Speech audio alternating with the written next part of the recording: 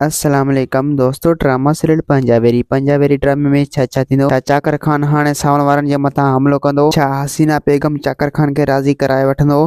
शेर खान रावल के उपट खत्म कराए छॾींदो। सावण वारा हाणे चाकर खान सां जंग कंदा। त दोस्तों तव्हांखे सॼी कहानी ऐं अपडेट इन नंढड़ी ऐं छोटड़ी वीडियो में ॾियण वारा। दोस्तों वीडियो के आखिर ताईं ॾिसंदा मुंहिंजे यूट्यूब चैनल रमेश जमाली खे लाज़मी सब्सक्राइब कंदा। त दोस्तों सब्सक्राइब करण सां को वञो बैलेंस न करंदो, काफ़ी असांजी हौसला वधे थी ऐं तव्हांखे बि वधीक वीडियो ॾिसण वटां मिलंदा। तो तव्हांजो टाइम वेस्ट कोन पिया करें, हलूं था पंहिंजी कहानी ऐं अपडेट जी तरफ़। दोस्तों तव्हां ॾिसंदो त हसीना बेगम जेको आहे चाकर खे बार बार सम्झाईंदो ऐं चाकर खान खे चवंदो त तोखां जल्द जेतिरो थी सघे त तूं रावल खान जो पलांद कर इन सावल वारनि सां। अगरि जेकर तो सावल वारनि सां पलांद न कयो त पोइ सावल कुॾंदो। चाकर खान चवंदो त हा मासी, मां इन्हनि खां पंहिंजी भाउ जो पलांद ज़रूरु कंदुसि, रुॻो हिकु चकर मां रावल खान जी हक़ीक़त ॼाणे वठां त आख़िरकार उनखे को नुक़सान पहुचाए ऐं उनखे छो मारण जी कोशिशि कयूं। ऐं ॿिए पासे दोस्तों हाणे तव्हां ॾिसंदो शेर खान जेको आहे उते रावल खे मारण जी कोशिशि कंदो, यानी अस्पताल में। अगरि जेकॾहिं रावल बची वियो त पोइ शेर खान ऐं उनजे पीउ ऐं उनजी पुफी जो उन्हनि खे लाशी मिली सघे थो। जेकर हर हाल में शेर खान जेको आहे कोशिशि कंदो पंहिंजे तरफ़ खां रावल खे मारण जी। ऐं ॿिए पासे दोस्तों हाणे तव्हां ॾिसो चाकर खान जेको आहे उहो सावल वारनि वटि हलियो वेंदो ऐं सावल वारनि खे चवंदो तव्हां इहो सुठो नाहे कयो रावल खान जे मथां हमलो करे। सावल चवंदो त चाकर खान असां न ई रावल खान जे मथां हमलो कयो आहे, न ई उनखे को नुक़सान पहुचायो आहे, छो जो तूं बि असांजो रहियसि ऐं हू बि असांजो रहियसि ऐं असां तुंहिंजी बि इज़त कंदा आहियूं ऐं उनजी बि इज़त कंदा आहियूं। असां छो चाहियूं त पोइ रावल खान खे मारियूं, ईअं कॾहिं बि नथो थी सघे। चाकर खान चवंदो त सावल अगरि जेकॾहिं तव्हां पोइ रावल खे नुक़सान न पहुचाए त पोइ आख़िरकार केरु थो थी सघे जंहिं रावल खान खे मारण जी कोशिशि कई। सावल चवंदो त रस